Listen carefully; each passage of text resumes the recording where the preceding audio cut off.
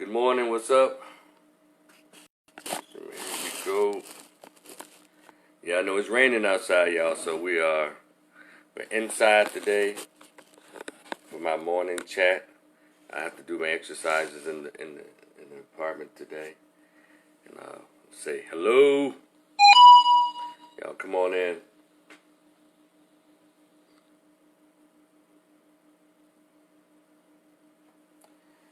And let's get it started. Yeah. What's up? Let's see. Make sure my other page is up so everybody can get this smoke this morning. Hope everybody slept well. Hope your day is going well. Some of you may be looking at the clock right now. Can't wait for lunch to kick in. I know you got a little bit. Uh-oh, about to sneeze. Good morning, good morning. What's up, everybody? Good morning. You about I see Mary Max when you came in, it says boom, invite. I wonder can you go on? I'm gonna do that. If anybody wants to go live with me, I'll do it.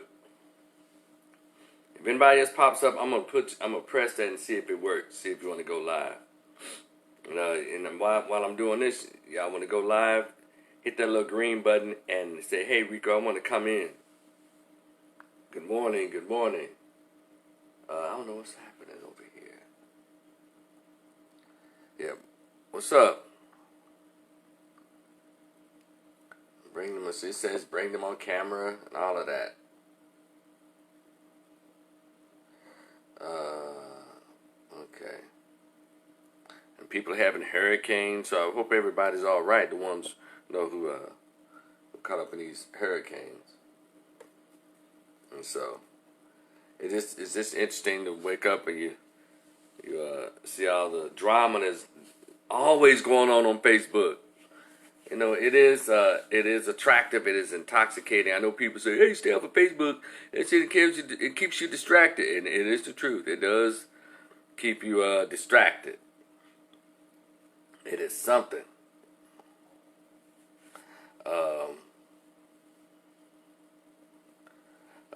So. And it's funny to see so many folks who are just going at it early in the morning. So, good morning to everybody who's coming on. I appreciate you. I know these lives have been kind of... Some folks like, I don't know if I want to come on because I don't know what or who he's going to talk about or what his thoughts are. And these are just my thoughts. But I've been noticing Mary Max and others who are here that man, it's like I'm spraying Raid to roaches on these damn lives because people aren't coming in. Which is fine because I want to get you all to those who can handle my thoughts to come on my my YouTube channel, Rico the Opinionist. Those of you who are coming on, mess with me on the Cash App or the PayPal. Yes, I swear it goes to a good cause. I swear it does. And I'm still not seeing that I'm tagging. I'm trying to tag me into this. Hold on, y'all. I'll get to it in a second. But anyway, because usually I'll be strolling, but it's raining out there. I don't mind a gray day. I'm just not going to walk and chat in the rain. I'm sure y'all expect me to do that. So, but anyway, I'll just get to it. All right. Again, good morning. Welcome. Glad to have y'all here. Who's that? Just me and you, Mary Max? And who else is this? Hold on, let me see who this is. Put my glasses on so I can see. I know y'all used to see it. I don't know who that is, but other person, whoever you are, thank you so much for joining me. And then I know, just check it out. As I when it goes off, you can go back and check out the replay. That seems to be the way it's done, and I appreciate even you checking it out later, because sometimes people are busy during the times that I'm doing my chat, and they can't come on right at the moment. But you can still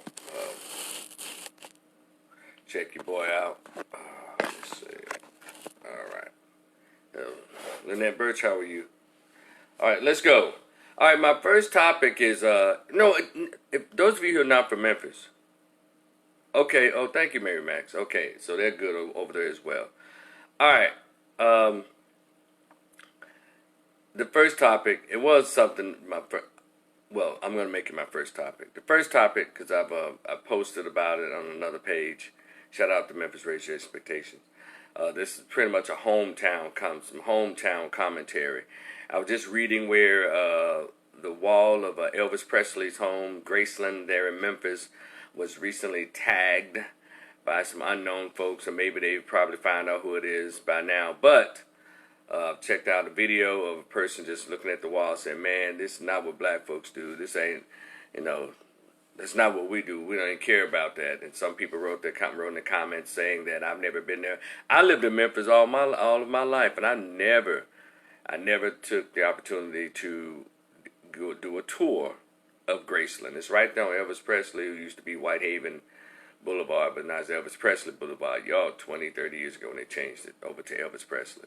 Probably longer than that. So they've tagged Black Lives Matter on it, defund the police, defund ICE, all of this stuff all over the front of the wall, where for decades white folks from Europe, all over the United States and Germany and everywhere, Japan, everywhere, all those Caucasians would fill the streets of Whitehaven during his birthday, which is, I think it's in January, and his death is August 16th. Both times of the year, people just clog the city of Memphis, just clog it up, coming to do a vigil and a happy birthday and a worship for the king, their king of rock and roll. We know the king of rock and roll is Little Richard, who's the architect. Michael Jackson is the king of pop. Good morning, Kevin. What's up, bro?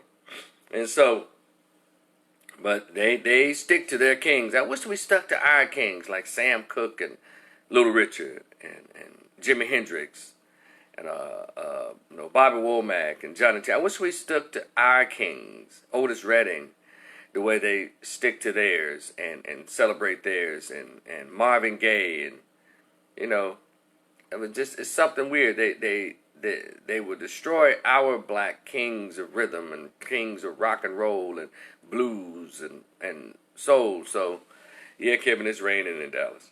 So I'm inside. Yeah. And so, it's funny. Yeah, Lynette said they have cameras there. They were found out. They'll be found if they look like us. But even if they did, even if they did find out they look like us, I'm saying, some people are like, how do you know that it's who it's not some conservative white people who've done this? And my response to that is, I gave an opinion. I said I think it's a bunch of white liberals, the gay liberals who fund and promote Black Lesbians Matter. I think it's what's called the Antifa leg of Black Lives Matter organization. The ones who are doing all of the destroying, who initiate the destruction of property in all these states, all these cities like Minneapolis, Portland, Kenosha, and all across the board. And I think that it is the Antifa division of Black Lives Matter. I think that is white gay lesbian liberals who fund the whole Black Lives Matter, who are behind all of this, who are trying to create anarchy. 'Cause that's Caucasian people stuff. Now, blacks, we're not saying that blacks have not participated in the looting and all that, but to have accelerants to burn down buildings, and all of a sudden, y'all know there were stacks of bricks already prepared for folks to throw out of anger. Well, don't nobody black on a brick company out there just throwing, just right there, readily available. No, that's white people funding. And they're using Black Lesbians Matter to get funds for the Democratic Party. And it says so, this blue, what's it called that damn? It's blue something. whenever you donate to the Democratic Party or Black Lives Matter, that blue thing is on the bottom of your ticket. Check it out. It's all connected to the Democratic Party. And they're using black lesbians who hate straight men. They have an agenda as well to remove straight black men from the family, from the community. It's written in their whole guiding principles and their mission. Just go on the website. It'll let you know. If you're not a man that's trans, queer, or gay, they don't have anything for you. And they say, well, black men are being murdered by the cops. That's their focus. Black men who are murdered by police officers, because the ones who are murdered by police officers garner more attention, or all of the attention, because it's a political issue that they want to use to try to get votes. Because one guy asked on the post, well, why would you think the Democrats would do all of that? But to get votes. They're just like the conservative side, if you want to go there. They're the same people. But the Democrats have always used blacks as their leg up. White, Act Blue, thank you. Thank you, Mary Max. It's called Act Blue. Just check it out. And Christopher Avon, welcome, sir.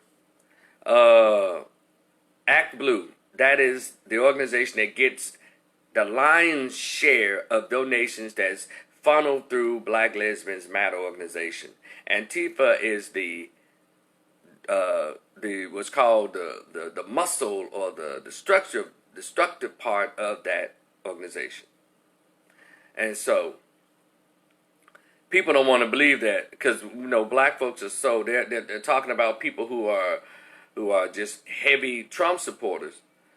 But one thing about Trump supporters that I've noticed, white or black, all they do is talk their stuff on blogs and all of this, and they don't do all this foolishness. They have their gatherings, they do their rah-rah, but these Democratic liberals, they're violent people. If you don't agree with them, you must be a Trump supporter. They get real ugly with you. These black Democrats, these white Democrats, they do get physically and verbally ugly with you if you are black and you don't support the Democratic ticket. It's something I've watched all of my life as a little kid, but I never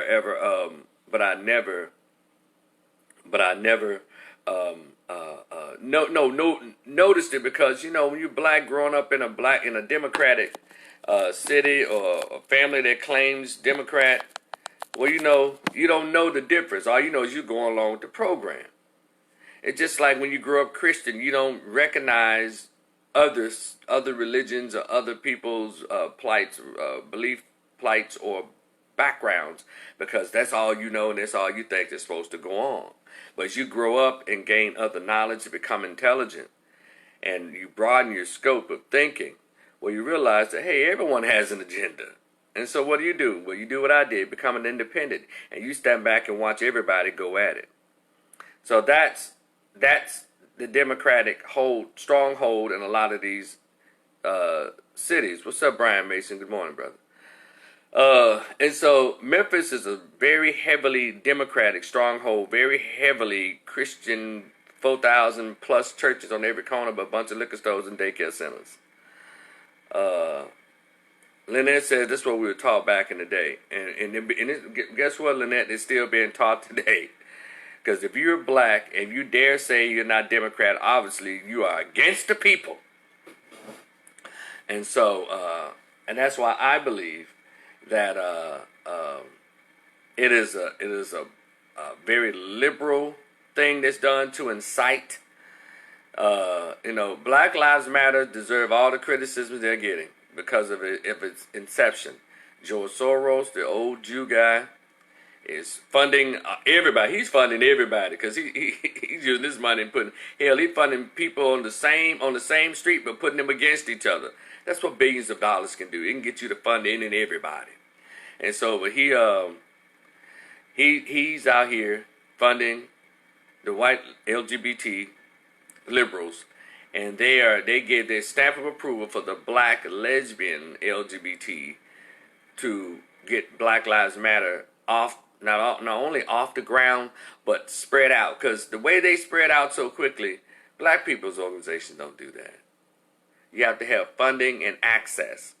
And all of a sudden, they just came out of nowhere, and they were all on the TV, all on billboards. How did they get? Where did they get that money from? Black people don't give that kind of money. We don't support stuff like that. Yeah, I said it. And I'm doing a sweeping indictment. Yeah, but prove me wrong.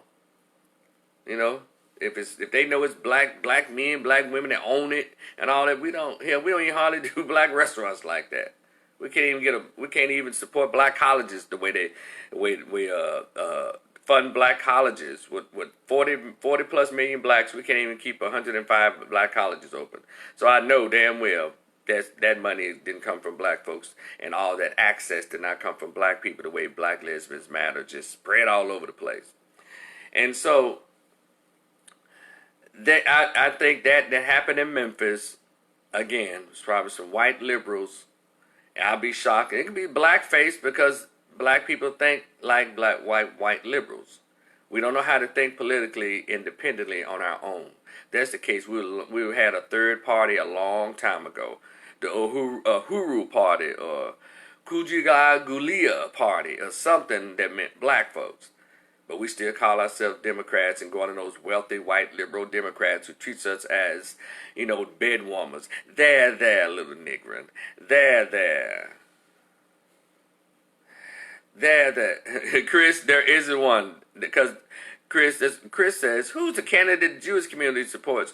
Who is the candidate that the Asian community supports? Let me answer that for you, Chris, right now. What they do is, first of all, they take care of, what's up, Dre? What's up, Dre? DeAndre, what's up? UA? And all the other questions I'll ask after I do the live. All right, I think. And so, Christopher, they're too busy supporting each other. They handle politics the correct way. They have their money together. They do what's called intra-racial group economics. They take care of the children in the school system. They take care of education, the politics, and family. So what they do is, let's say, hey, let's see which candidate best suits our needs at this time. But if not, Asians vote at barely 4%, I think. But they have a lot going on. Black people vote at 90-some%, and look what we have, barely next to nothing. So they don't really have a candidate per se. Travis, what's up, bro?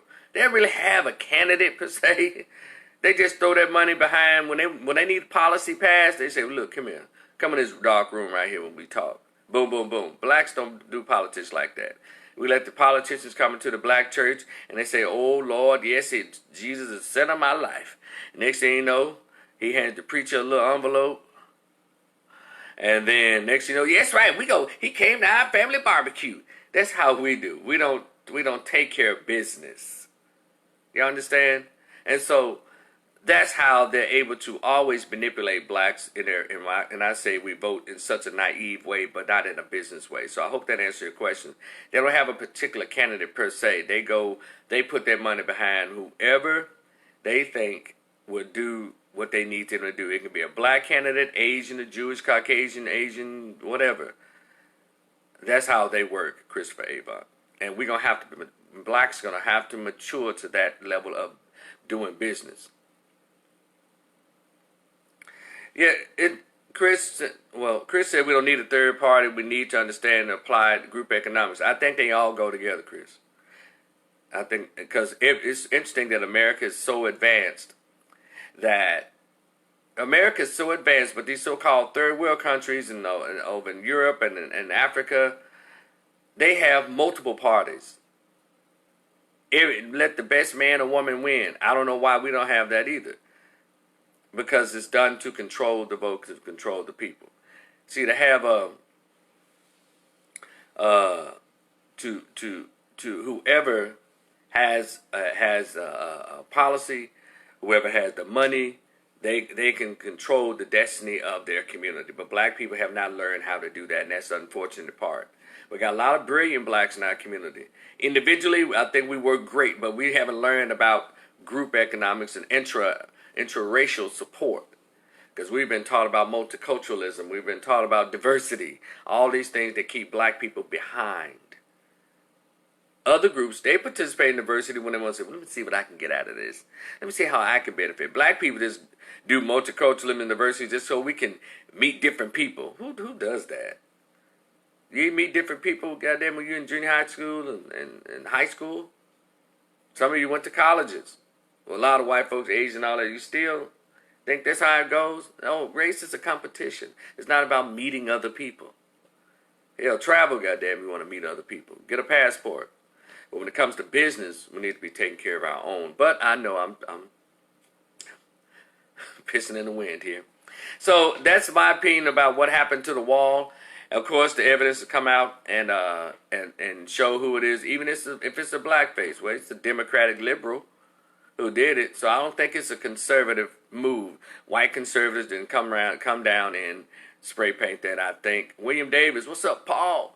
I think it's just my opinion, and it's okay. I can be wrong or right. It doesn't matter, and it won't hurt me either way. I won't like, well, gosh darn it, I want to be right. It's okay. It's about bringing out information in Memphis. And Memphis needs to get its shit together politically. Memphis desperately needs a third party. It may not work in the first 3 to 5 years, but if people work on it, in my hometown of Memphis, I'm talking about a conservative party, not a right-wing, Christian-wing conservative, but a party of expectations. You got your Republican, you got your Democrat. Let's see. Lynette is asking, I know, and I heard your question, Brian Mason, about Kim Klacik in Baltimore. I'll get to that in a minute. But Lynette is asking, do you think Black Wall Street can come back? Well, do I think black communities? Yeah, black communities can be created, but we have to have the mindset. There's some reading we have to do, like Black Labor, White Wealth. We need to read. Because back then, when they were creating those communities, they were doing it because Whitey told Black America, first of all, you're being Jim Crow. You're separate and unequal, so you better make it happen for yourself, damn it. And that's why that was the driving force behind all those successful black communities. Because, like, hell, they're not going to let us in. They're not going to give us anything, so we'll create our own neighborhoods, our own schools. We'll deal in our own politics. We'll open up our own, our own universities. We'll take care of our own. You understand? That's what we'll do, and so people will have to get back to that thinking right now. But see, I'm sorry. When that thinking was killed in 1965 and beyond, that's how we have the mess that we have now. You know, diversity, multiculturalism, removing the father out the house home, the state funding single motherhood and black women signing on to that like it's okay. Y'all need to go and listen to Sister Sherazad Ali and hear what she has to say about all of that. And a lot of sisters don't care for her because she speaks about accountability in women. And a lot of African-American women don't like to hear about accountability.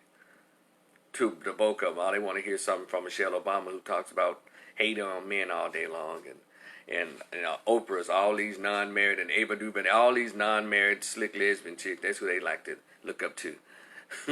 So, in order for us to get to that, creating a Black Wall Street community, we have to go back and read how were they able to do it under the boot of Jim Crow, under the boot of slave patrols, under the boot of everything being separate and unequal. What mindset did they have? So that means we have to get out of this diversity and multicultural mindset in order for us to be successful.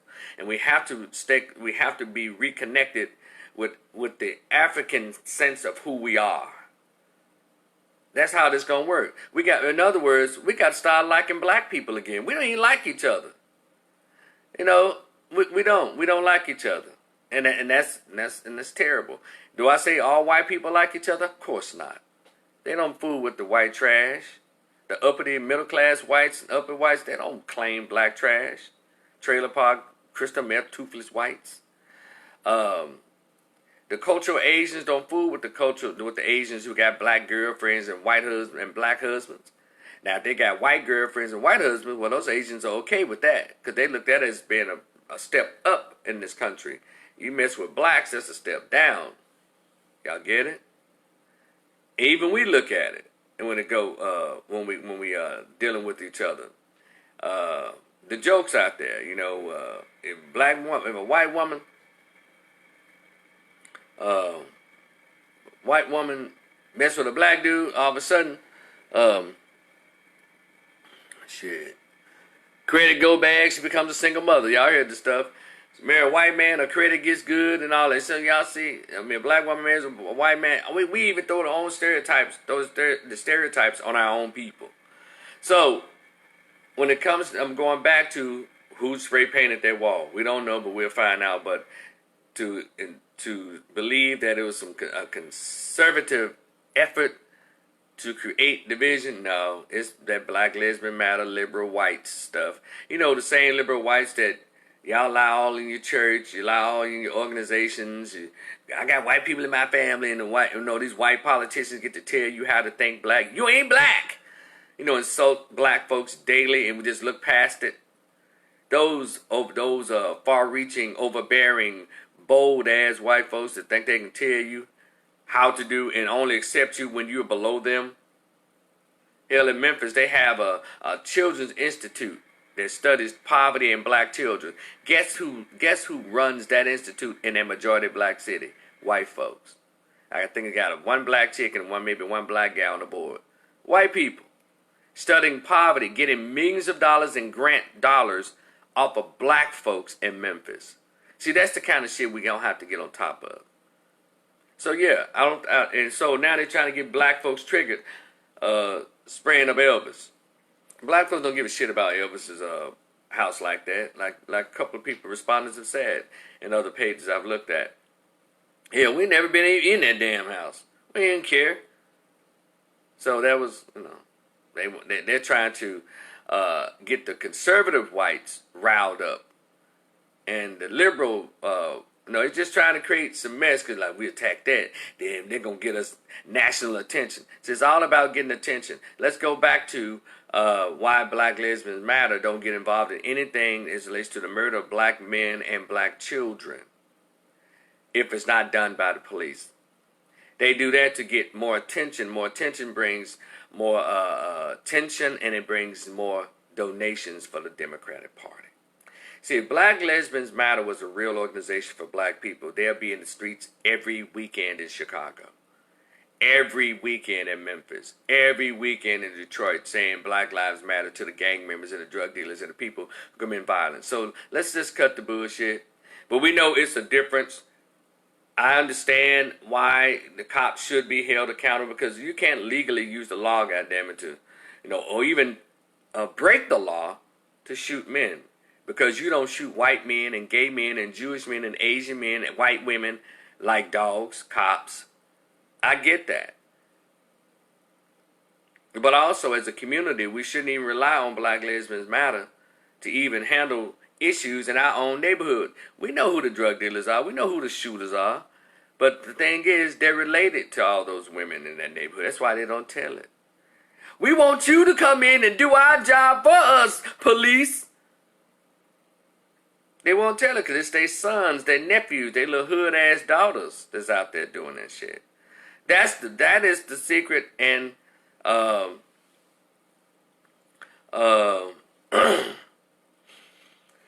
that is the secret, that is the issue in the black community. We keep these secrets. And don't get me started on the black secrets that black folks have kept. Child rape, child molestation in the household. The big mama don't want to tell it because that's up every son, your uncle that's doing it. Come on, y'all. Mary Mack says, why are they so angry? Don't people write on that wall every day? Well, I guess, Mary Mack, they don't write Black Lives Matter and defund ICE and defund the police on that wall every day. So I guess what I do is I stand back and let people have it out. Because y'all know my goal is I can't wait for November 3rd to be over. I'm over this shit. We always show out with each other during election season. There's so much work that can be done in a 4 years time period in our local communities. But we don't. We sit around and want politicians to do it. At least call out the politicians, your governor, your mayor, your state representative. At least you can do that. At least. Well, we won't call out your city council person. Won't do that. But soon as there's a presidential election, oh my God, we got to get the Democrat in. Oh my God, Republicans are evil. Oh my God, we got to get liberal. They'll give us stuff. Them conservatives, they don't want to get nobody nothing. I mean, it's the same shit since I was a little kid. I'm 51 now, and the same shit. Black people have not learned a different song since I was a little kid in the 70s. We're still doing the same simple shit. It's weird. It's like a purposeful programming. It's something going on with the American Negro. There's something psychological that's going on with the American Negro. And I keep pushing the book, Post-Traumatic Slave Syndrome by Dr. Joy DeGruy Leary, or Dr. Joy Leary DeGruy. Well, just look up Dr. Joy Leary, Leary. Dr. Joy Leary. That book will pop up. Or Post-Traumatic Slave Syndrome. Her name will pop up. That book, as well as Miseducation of the Negro. And those books need to be given to black people in the inner city and in the suburbs. Put that Bible away. Put that Quran away. Put those two books away and start reading these books. Black Labor, White Wealth should be the next book. Now, one thing I can say about those who are reading the Quran, you don't ever hear any foolishness about children of brothers and sisters who are in the Nation of Islam or who are Orthodox Sunni Muslims. You don't really hear much about them, because I always put out this challenge. If anybody can go to your city jail or city juvenile court system and point out black kids with the last name Muhammad, let's talk. Let's talk. There's something about that. Black kids with the last name Muhammad, you don't hear about them in teen pregnancy, to school dropouts, and they live right among us in these black neighborhoods. You don't hear none of that. So how come those who are Christians don't go to them and say, hey, what is it that y'all are teaching them? How do y'all keep y'all girls from having high numbers of teen pregnancy and school dropouts? How do y'all prevent y'all boys from joining these gangs and getting all these damn tattoos and listening to this rap music and making the rappers their daddies because they didn't have any at home? What is it that they're doing? And by the way, what is it that y'all do to get all them bumps out y'all face? How come y'all face so smooth? What is it that y'all are doing? We won't even ask them any questions, because they're part of the black community. Especially in Memphis, and if you live in Detroit, any major black city, they're there. Gavin Richard, what's up? We don't even ask. I'm sorry. We don't even ask. And that's the kind of stuff that keeps us behind. We won't even pose the question. To our people. Kevin Matthews said, we want something for nothing. It's much easier. My mom said blacks just don't want to work. It's something that's happened. I think the work ethic and all that's been kind of beat out of us in the sense that so many programs were given to blacks say, well, that's okay. You don't have to learn how to speak correct English because the Ebonics is just fine. You don't know any better. You're a little niggling. Oh, it's okay, 14-year-old girl. I'll give you food stamps and Section 8. You don't need that, father. That's okay. No, we're against abortions. Have that baby when you're in poverty. Have that baby when you don't have anywhere to live. Have that baby when you're trying to go to school and you're in the 9th grade or 10th grade. We'll fund it. Oh, don't worry about the emotional development of the child. We'll deal with that when he gets 14 and we put the police on his ass. Y'all see how that works? But we're still Democrats. That's them. That's who they are. And that's why I always ask, why so many heterosexual black men still part of the Democratic Party? That party does nothing but destroy black boys and black men. It has nothing, meaning it has nothing for black men whatsoever. I understand why black women are so in love with the party. We can get all the benefits. I can be responsible with my vagina. I don't have to get an abortion because they'll pay for it. They'll pay for me being irresponsible with my sexual behavior.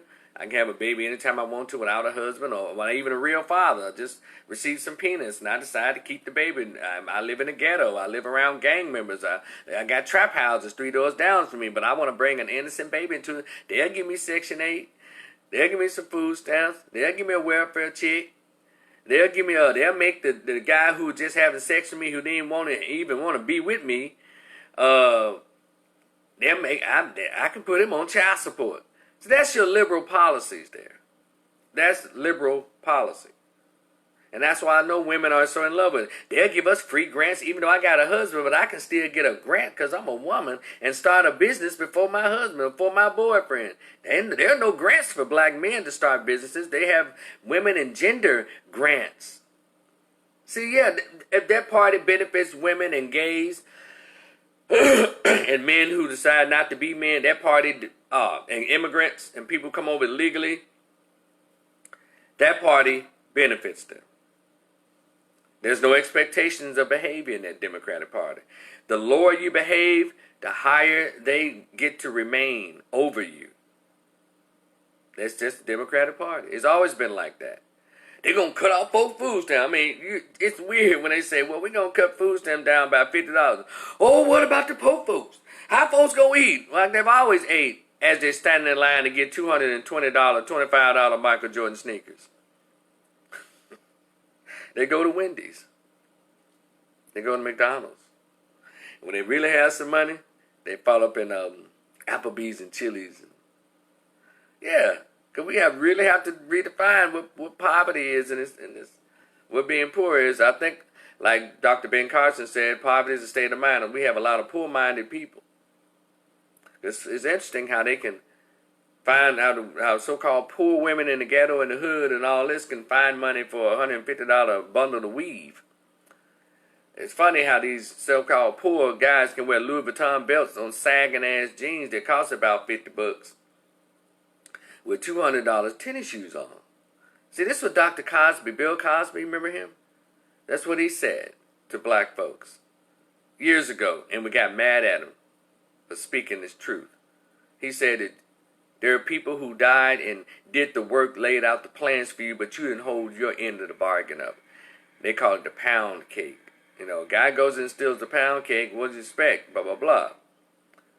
Goes in the store and steals, I don't care if it's the pound cake. Y'all remember the pound cake speech. And then he went on to try to instill expectations in the black community in America. Oh, they rejected it. You know who rejected it the most? Uppity Negroes and liberal whites who told him, y'all gonna let him say that? You mean, he's gonna talk about, people being poor and walking home from school with their children cursing, but they don't have any books in their book bags? They don't tell you. White liberals tell black people how to think. I mean, they tell all the niggas with the good jobs, the educated ones, the affiliated blacks. Because the people in the hood was like, they only know a lot of times they don't know what's hitting them. They don't know what's hitting them. They're trying to survive every day. But these blacks with the good jobs, live in the suburbs, they're so offended by the idea of him saying that your dirty little secret is walking home every day using cuss words. How dare he disparage our children in that manner? Let me tell you something. It's these uppity blacks, what I call the W.E.B. Du Bois blacks. Those same blacks who are trying to hate on Marcus Garvey, W.B. Du Bois blacks that can't stand people like me who speak the truth about our behavior.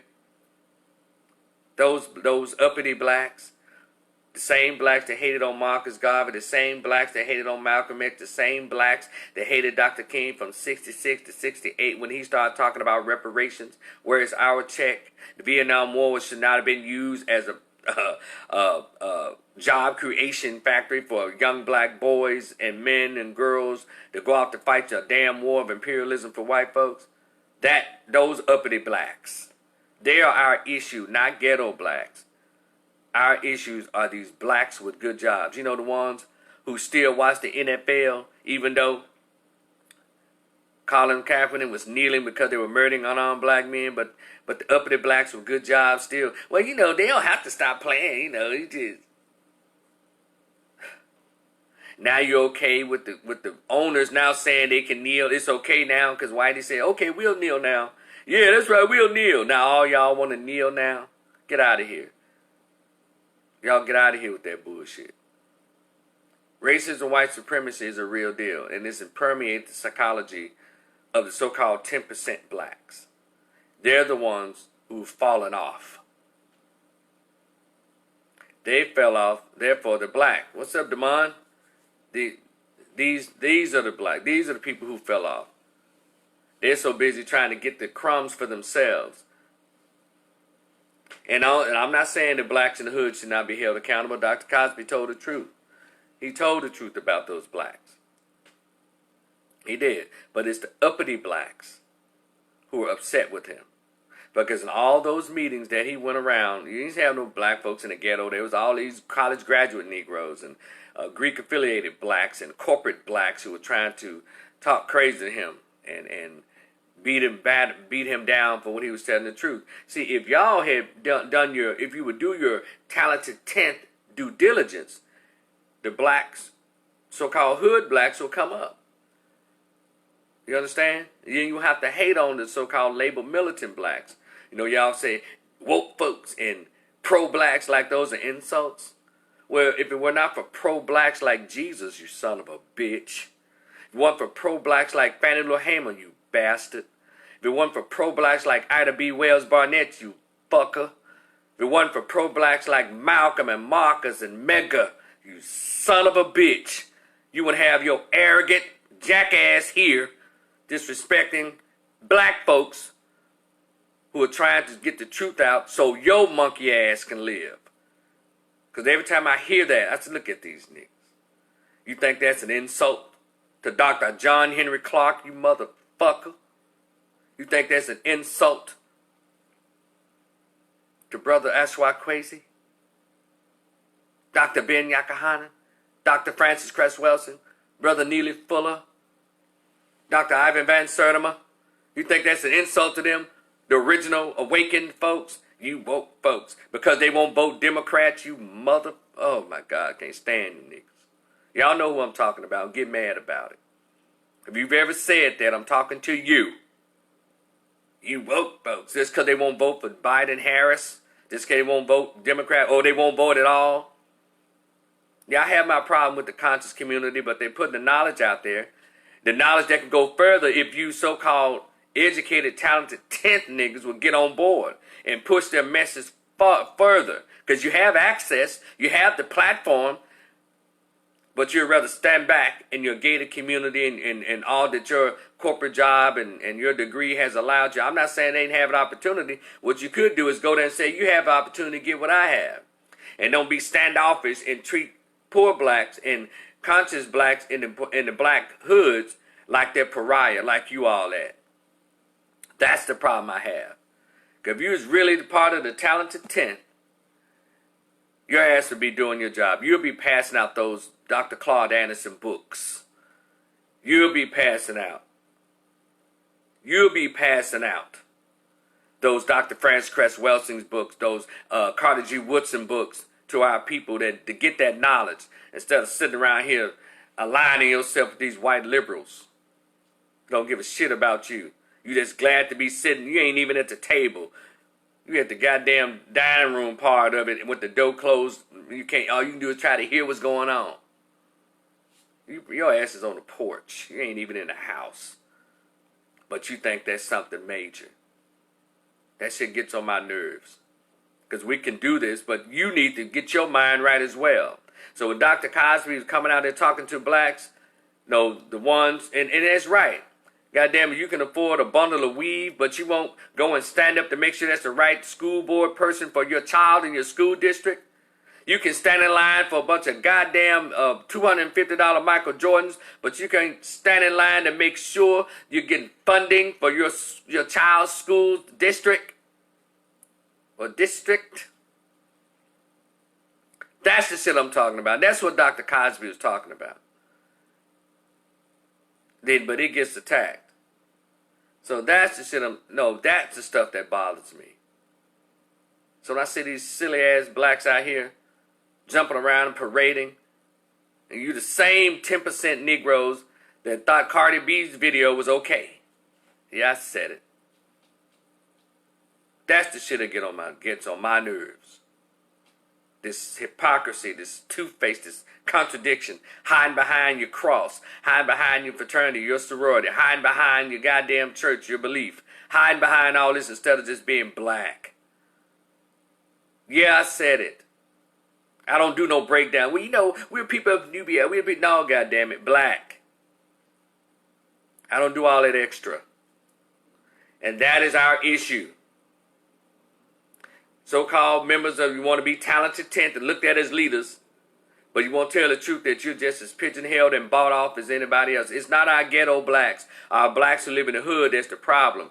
They've been miseducated forever because we don't serve as a shield or a divider between them and the liberal politics. White Democrats, gay Democrats. Y'all around here taking envelopes and payoffs to sell your own people out. Yeah, I said it. It's been going on forever. We have to stop it.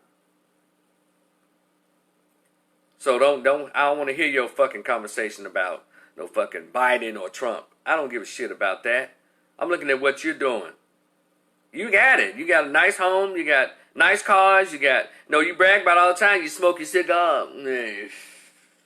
That bullshit. But yeah, you go to the hood to try to get some freaky sex from the hood chicks. Oh. You want to go to the Blues Palace in the hood. Go to the Chicken Shack in the hood. But you don't give back. You don't go and try to educate. All you got to do, like I said, use your resources. Because a lot of you got all kinds of jobs in this American system. I mean, jobs with huge platforms. And I'm just asking that you say, hey, tell the brothers and sisters we love you. And we expect more from you. It should be a lot of Dr. Cosby saying this. Not only saying this, but putting your money behind. You know, just go and tell them, look. And hand them books. For me, something as simple as handing them a book. If we could fund 50,000 books to give away in Memphis alone, and then tell them, Robert Lee said, what's up, Robert? Robert said, most of their side chicks are from the hood. That's right, Robert. You go to any ghetto, go hood duplex, Section 8 duplex, you see a brand new Mercedes-Benz, and you'll see a city councilman walking his ass up out of there, tired to summers, because little mama done put that thing on him, and fed him some pinto beans with some neck bones before he left. Damn right. So, you know, we play these games. But yeah, 50,000 books, you got it. It's funny how a lot of these so-called well-to-do blacks, middle-class and up blacks, educated blacks, affiliated blacks, y'all can work for Morgan Keegan or FedEx and in a grant department, or you can bring in millions of dollars and brag about, I made my company $10 million last year. I'm the biggest seller. But when it comes to the black community, you can't even come up with an idea to get $10. Y'all don't find that weird? But we always want to talk about the folks in the hood. They're our people. They're our people. Those are our little dark-skinned black babies. Maybe that's the problem, because maybe more of those babies were mixed and light-skinned. Maybe we give more of a damn. Now I know here I go again. God damn it, Rico. Robert said the educated black woman or that educated white woman is for the photo op for the campaign. Exactly. And so the thing is, maybe they were more mixed. Y'all went to the hood and said, oh my God, these are mixed babies in here. These ain't African looking babies with dark skin and big nose and big lips like Rico. These are actually babies with quote, good hair. We need to get in there and rescue them. Ooh, she gonna look good as an AKA later on in her life. Oh, he gonna be a handsome member for Kappa Alpha Psi. He good and light skinned. He got hazel eyes too. Yeah, I'm going there. I have no allegiance to bullshit whatsoever. And so when we want to honor W.B. Du Bois, this is Talented 10th, that's what you're supposed to be doing, those of you who believe you're part of Talented 10th. You're supposed to go out there and get the 90%, bring them up to whatever you're doing. And you know there's a blockage. You know a lot of people are fucked up out here.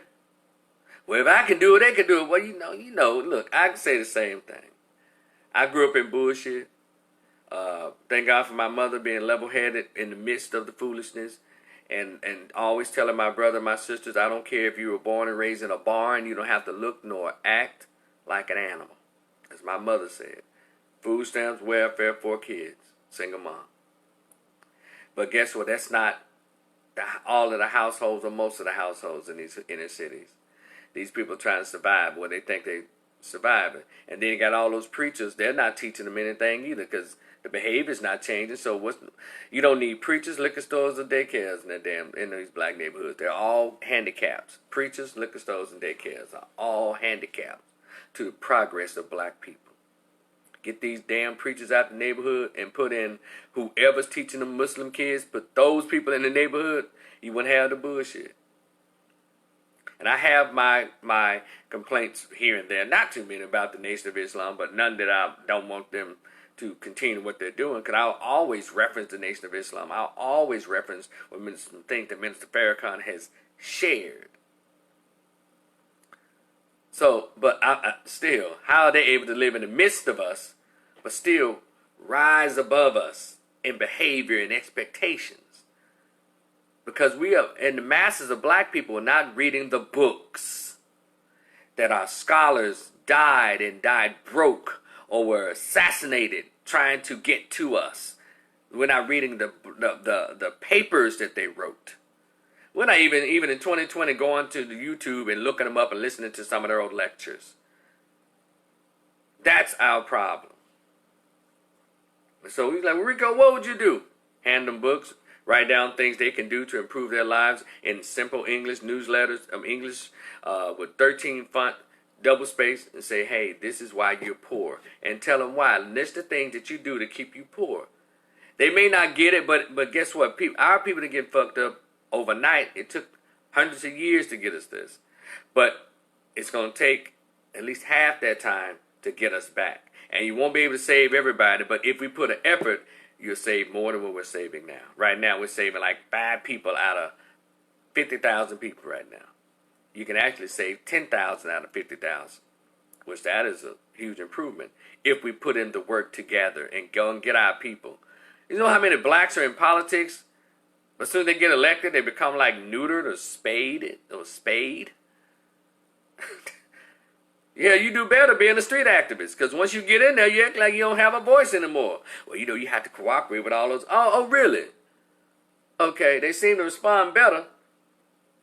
They seem to respond better when you're the street activist. I'm talking about being an activist of the right thing, not the Black Lives Matter bullshit. But anyway, that was just one of my topics. I have 2 more.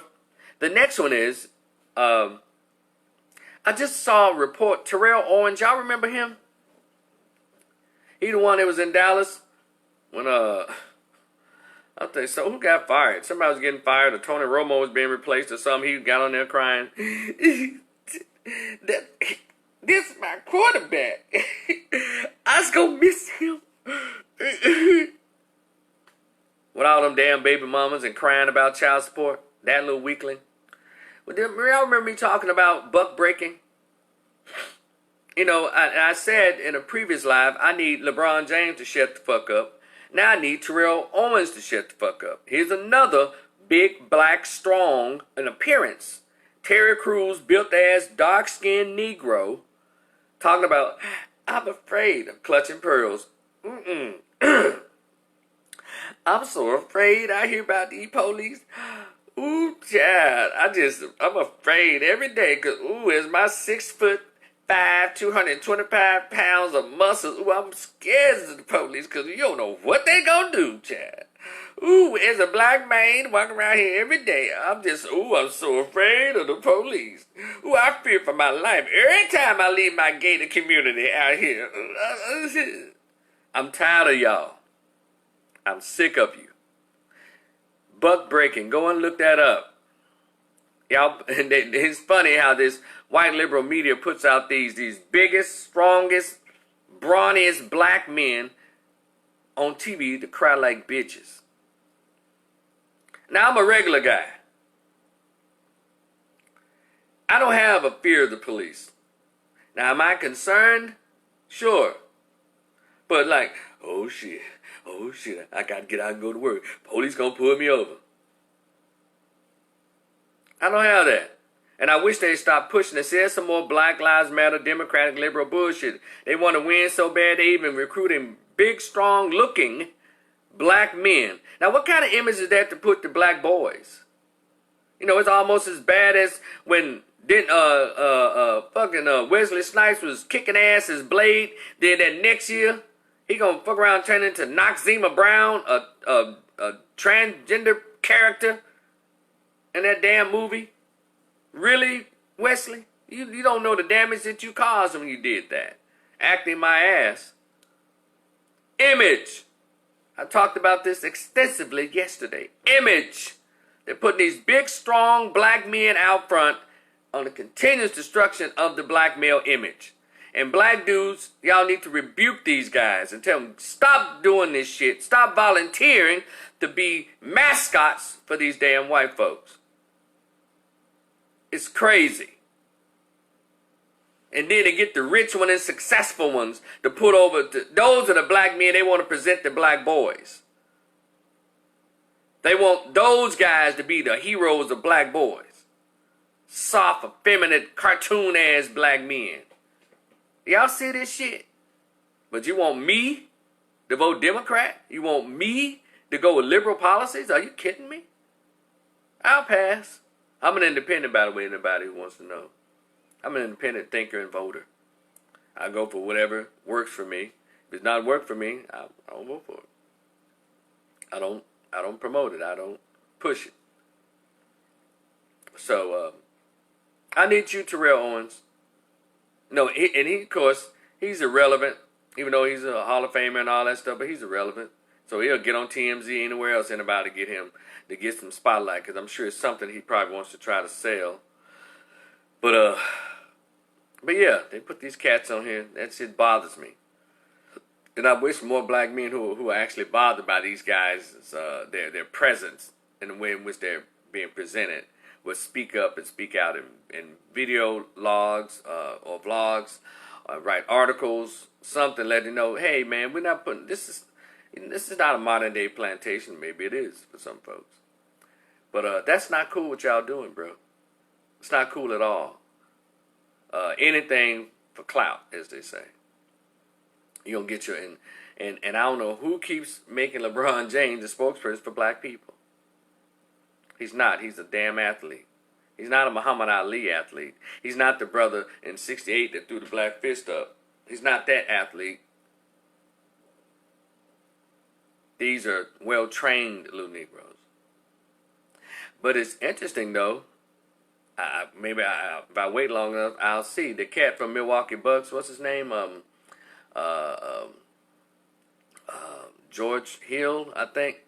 I want put the mic in front of him and ask him, because his words are a little different than these other little bought-off little athletes. That's what they want you for, just to dribble and bounce. But if you're gonna say something as a man. Because how come they always get celebrities to talk about the real issues? Celebrities are protected class of blacks. As long as you keep white people grinning and laughing and sexually satisfied, whatever you do in your job, you're fine. And then he's going to say, well, luckily, I have my status as a celebrity. You know, so I recognize that protects me from a lot. Of course it does. You're a beloved Negro athlete to white America, or to America, period. You can't speak for the guys who walk around unprotected. The guys who are just coming out the corner store. You are not, the young brother who's walking on his college campus and get thrown on the ground. Or coming home from college, driving home. You're not that dude. Y'all are black celebrities, and shut the entire fuck up. Have some dignity. Have some respect for reality. And say, you know what, I decline to speak on that. If you don't have the right words to say. Because you're not thinking about the average and actual real black boy out here, the black male out here. Like me. See, that shit, I don't even have a fear, and I'm out here every day. I'm a regular working Joe. And y'all gonna speak like y'all's lives are in threat or in danger of the goddamn police? Police trying to get your autographs, get pictures with y'all. So shut up, LeBron James. Shut the fuck up, Terrell Owens. Shut up any other Negro athlete who speaks like these two. You don't speak for us. You don't. And I could say, hey, white liberal media, stop putting the camera in front of these black celebrities. Because they can't speak the truth. You saw what just happened to Nick Cannon. And they know it. So stop it. White liberal, if y'all can do it. Stop putting the cameras, TMZ. Stop putting the cameras and microphones in front of these old punk ass black athletes. These black celebrities. Because they can't. They cannot speak the Farrakhan truth.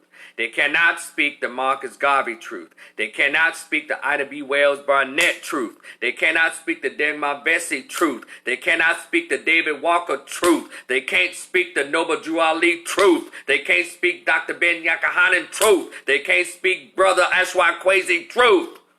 They can't even speak the Jesus truth. They can't speak the Moses truth. Because they work for Pharaoh, fool. And you know this. So just stop it. I need all of us to cut the bullshit and get to work. We have to get back to the reading that the scholars left for us. And I guarantee you, you'll see a change in the black community. Now, I must warn you ahead of time, and a lot of you know this because you're afraid. When you start reading the works of Malcolm, Dr. Claude Anderson, you'll notice a change in your spirit, in your look, and how you think about things. And guess who else going to notice? The devil's going to notice too. J. Edgar Hoover said we must prevent the rise of a black messiah. And I know none of you lining up to be that. So you're saying minimal. So there'll be minimal reaction to what you're saying. Adverse reaction. And that goes into my third topic of expectation of black men. Black men, we may have, we have to do this on our own. You know, most of our women have been bought off. There are a lot of sisters who are with us. But they're almost like powerless positions. We appreciate their support and spirit. I don't need any women marching for me after I'm dead, goddammit. And speaking of which, I'm gonna say this. I've been seeing this post that's going around. Particular black men have been saying this. In the wake of my death, please don't put the microphone in front of my mother. I don't want, because based on what I was talking about, how all these mamas and black mamas and black girlfriends get up there talking about they forgive the murderers of their sons and hugging the murderers and praying for them. You know what? I feel the same way. My mother's sweet and all that. My mother's not strong enough to handle what I'm doing.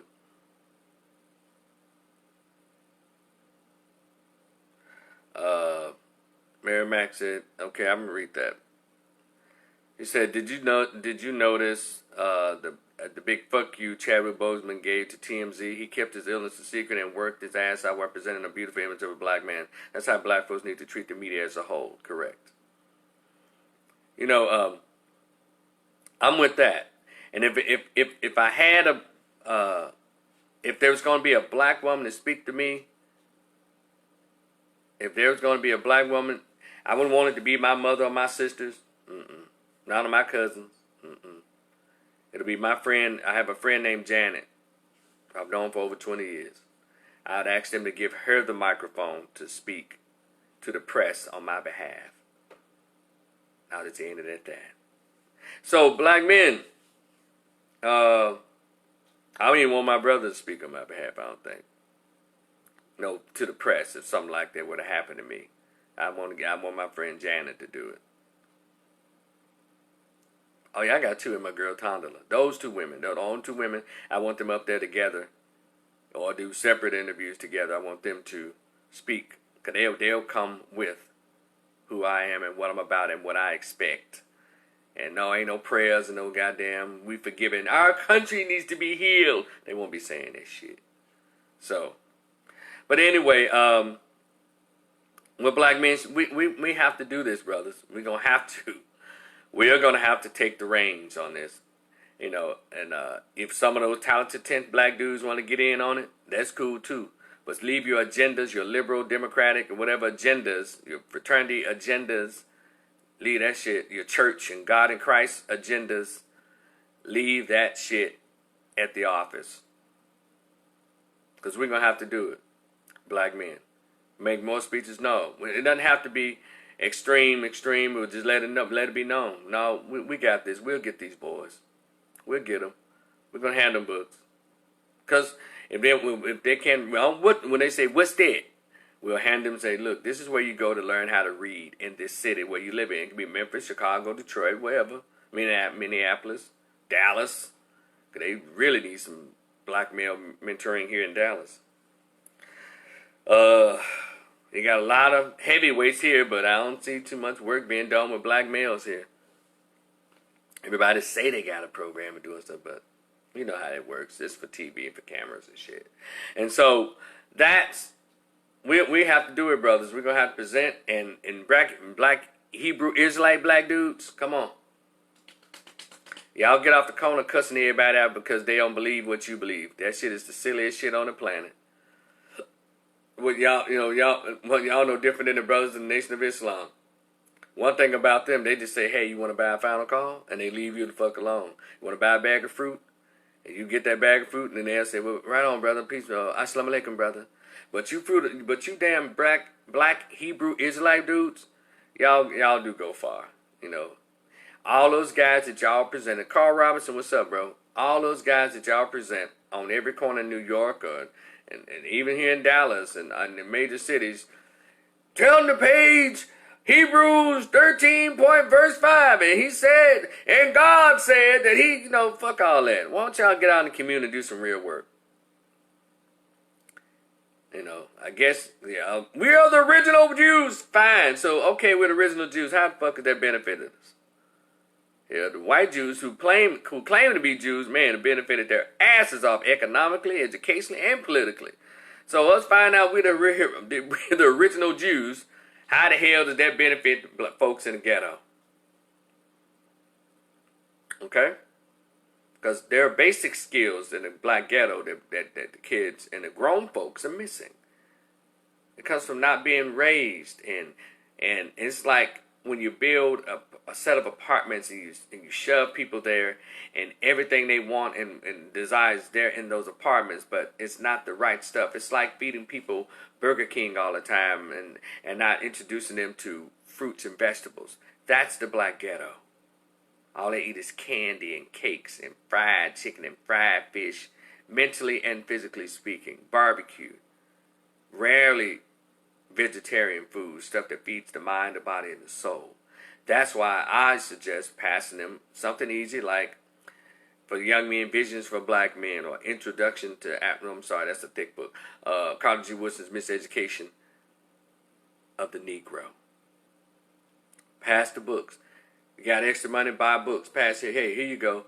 Hey, man, can I, no, you got food, you got clothes on your body. You live somewhere. What you need to do is you need some food for up here, young brother, young sister. And do some YouTube suggestions. Now, if they turn that down, well, let society have them. Let the police have them. You know, in these school systems.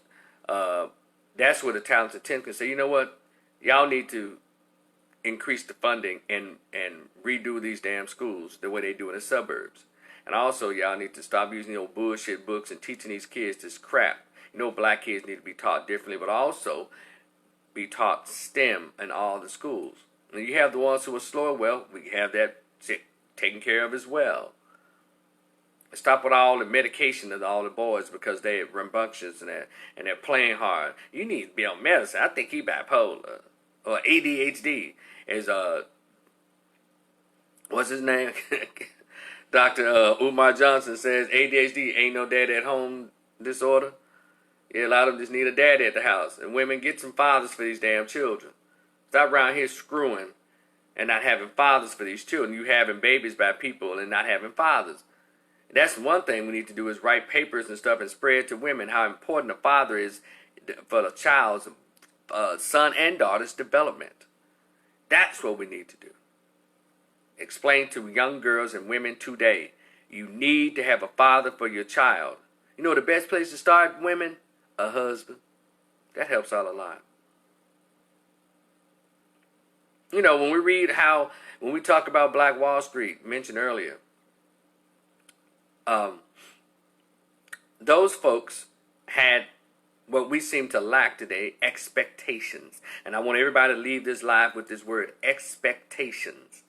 We seem to have expectations for other things, but not for our race as a group or a code of conduct, which implies expectations. We're going to have to instill that in all of us. But we're talking about our folks who seem to be trapped in the ghetto. They're mentally trapped in the ghetto. Physically, they move all around, do all kinds of shit within those, I guess, the small compound called the black ghetto, the black hood. We have to change the way we think. Stop celebrating the hood like it's all that. It's not. It's not a great place to live. We've had some of our fun when we were kids because we didn't know any better. But as you got bigger in the ghetto, things got worse for you. If you're 4, 5, 6, 8, you're cutesy little kid. But as soon as a girl gets 12 and 13 years old, she becomes a sexual target. In the ghetto. As soon as a boy gets to be 5'9", he's a target for the police at 12 and 13 years old. 14. You understand how that works? The ghetto is cute when we're little because we don't know any better. But as you notice, as we get older, the bullshit creeps in. Some of the crap starts in your own household. Before you even get outside, we have to change the mindset of these little black schools and these school districts. Why does ghetto have to mean black? We can live in that same area. See, the black hood is the hood because of the mindset. I grew up in a black neighborhood. I didn't grow up in no hood. They had Section 8 government houses, Section 8 houses, but they also had fathers in a lot of those households. Yeah, there was some bullshit going on, but it wasn't this treacherous gang stuff and pistol play in the part of North Memphis I lived in. But right now, these neighborhoods, they become hoods. And the day they started coming hood, that's when the mentality went to hood. See, those same areas can be returned not only to neighborhoods, but also communities. But there are things that have to be put in place in order to be referred to as a community. A community has all the resources it needs in order to sustain itself. Banks, grocery stores, schools. Political power. You understand how that works? Economic power. Group economics. Group cohesion. That's what it takes to make a community. And it's funny how we leave these hoods and go to these white communities and we become communal with them. I'm telling you, there's something wrong with us. And then they turn around and gentrify the area that you said it was so bad, which it was. But they did what we could have done, is put money into it and put pride into it and raise the level not only of the property value, but the mindset. We're in trouble. We don't even understand that. But we seem to get all these clues when we move to other people's neighborhood. That right there is a trip. So, but anyway, again, those are my thoughts. Black men, we have to do this. Because again, the majority of black women have been bought off. They're feminists, they're boss bitches, they're angry, they're upset, they're disillusioned. So we're going to have to do it. We're going to have to become re-educated, understand what community is, manhood is. And if I can just ask guys this.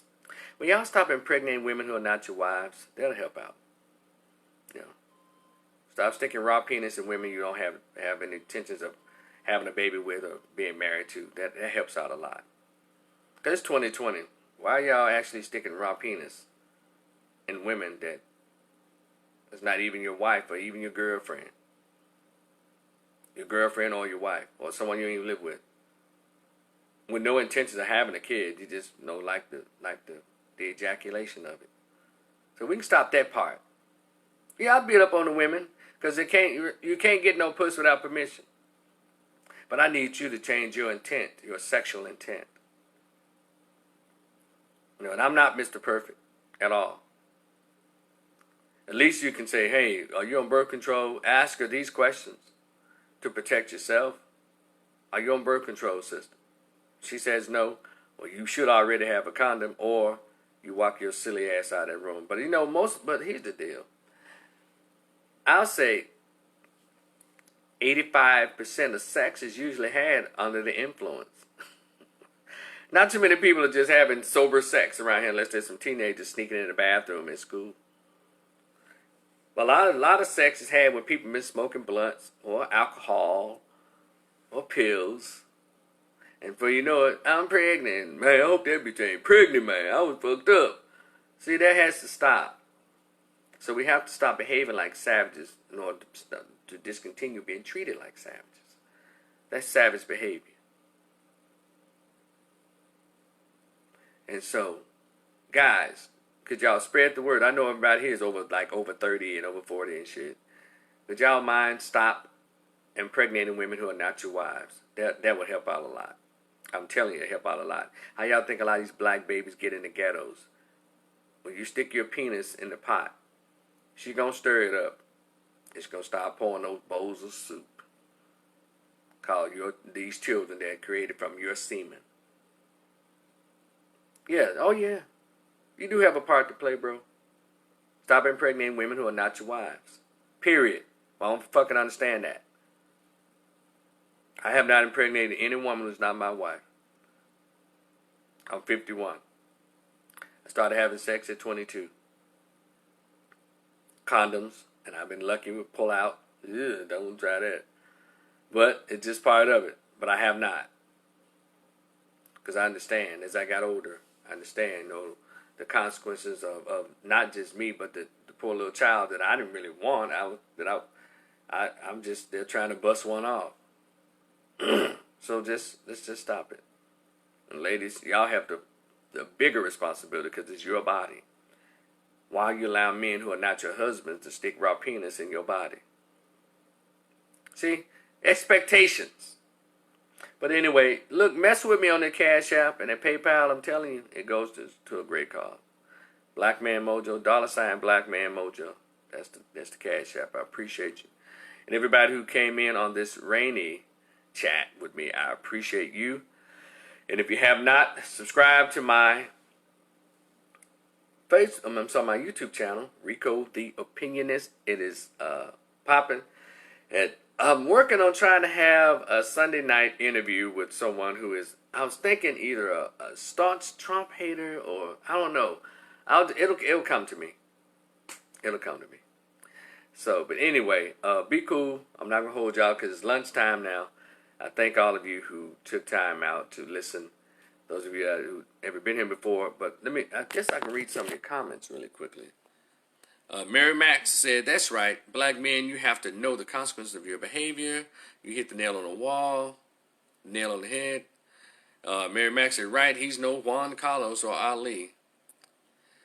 We read Robert Lee's comments. Whoa, man, you gonna step on some toes. Get him, my friend.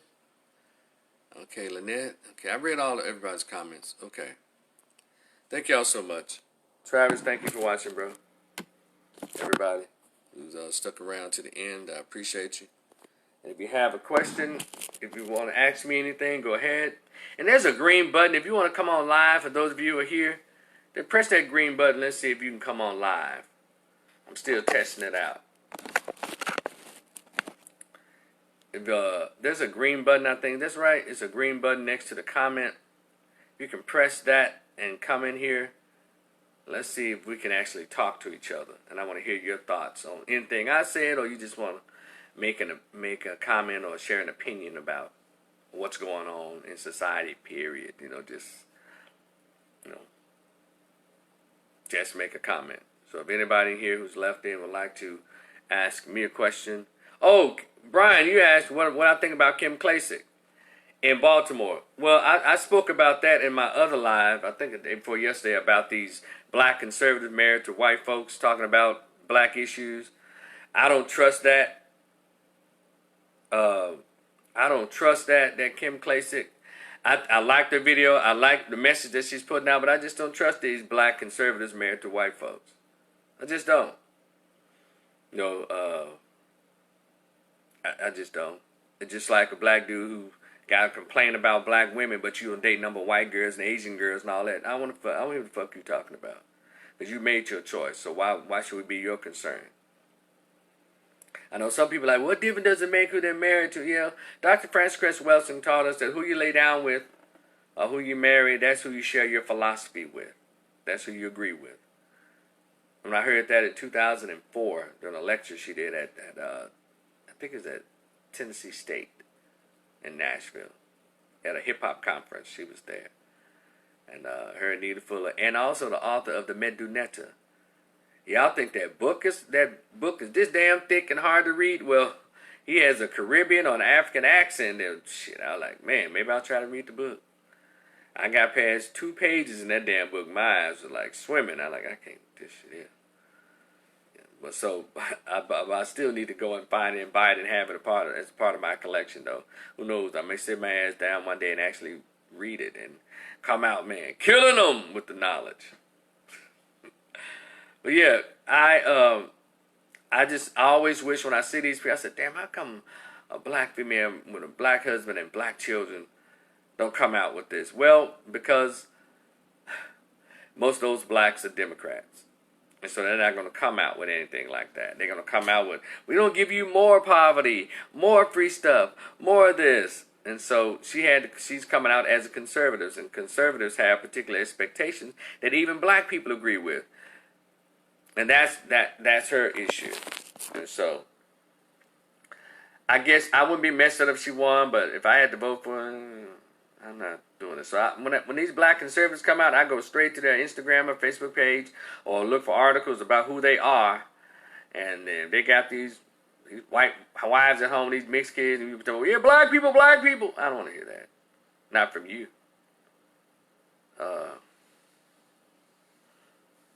Mary Max said, yeah, I listen to him and he has a heavy accent for real. That dude is, but he has a lot of information. It's just like, man, bring it down a notch. So clear it up. And so that's what I think about Kim Klacik. I think she got a white husband. He got like baby mamas and shit. He owns a strip club or some kind of nightclub. Yeah, so she trying to present herself as this, but no different than anybody else.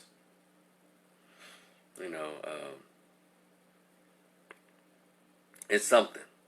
So that's what I think about it, Brian. If she wins, she wins. They may actually get some kind of services out of her, because as long as that district's been 53 years of Democrats, she may actually do something different. Because some about blighted neighborhoods under Democrats. You go in Memphis, go in Dallas. Let me tell y'all something. And I'm not pushing, even though I've come out officially as a conservative. I don't know why I had to come out as one, because everything I've always said, even as a young man, has been like expectations, conservatives of black folks, but not the white Christian right-wing bullshit, but as one like a Frederick Douglass, Booker T. Washington expectation, the Malcolm X expectation. Hey, Nicole, how are you? That's the conservative that I am. So I guess that, oh my God, he a conservative, a black conservative.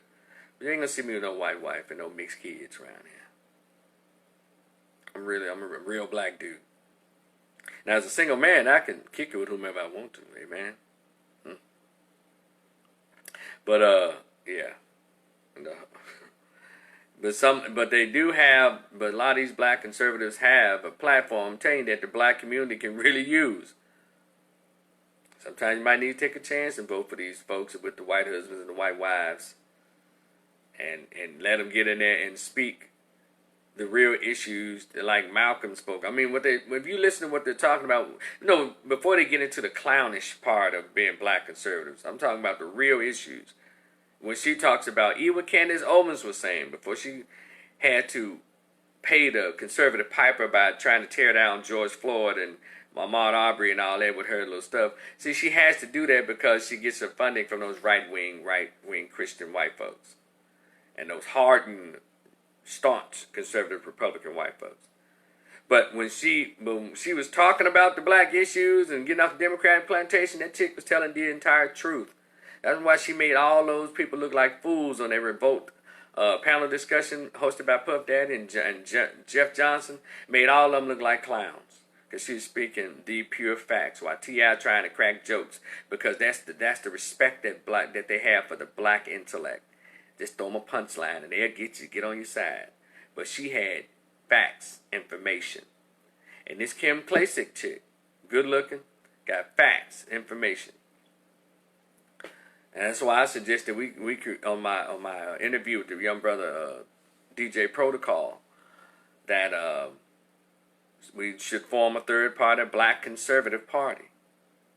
and push expectations and get some of this money, these taxpayer dollars to revitalize not only this physically, but structurally, intellectually, mentally our people. Because the white liberal, the black liberal is not going to do it, black folks. I'm sorry. The black Democrat is not going to do it. Because they got to take care of the LGBTQ. They got to take care of white women. They got to take care of the handicapped. Then black women get their crumbs and black men, well, I'm sorry, we ran out of bread. We don't even have a butt left. They're not going to do it because they live off the poverty of blacks. Black conservatives are saying, hey, blacks, you can do it too. Get up. Here are the programs. But we're not going to give it to you. We're going to show you where it is. You know that whole thing about leading a horse to water? That's black conservatives. We'll show you where the water is, but if you don't stick your bowl or your cup in there to drink it, that's on you. Black Democrats and white Democrats say, here's the water. You don't got to go to it. We'll bring it to you. They bring it to you a teaspoon at a time as you are dying of thirst. They bring just a teaspoon at a time to you instead of walking you over to the body of water. They said, no, we'll get it for you. Here, a teaspoon of water just to maintain your parchness. It's not quenched, but still parched. But you can feel the sensation of the wet and moisture as it goes down your body. Y'all see the difference? I'm not trying to recruit here. I'm just sharing logic and what it was really about. But anyway, black men, heterosexual black men, we have no business being no fucking Democrats. That stuff is for women and gays and white women and single mothers and that shit. It's not for black men. It's been shown and proven to us time and time again. But anyway, any other questions? Because for me, any other questions, comments, or would you like to come on live on my video here to chat with you, boy?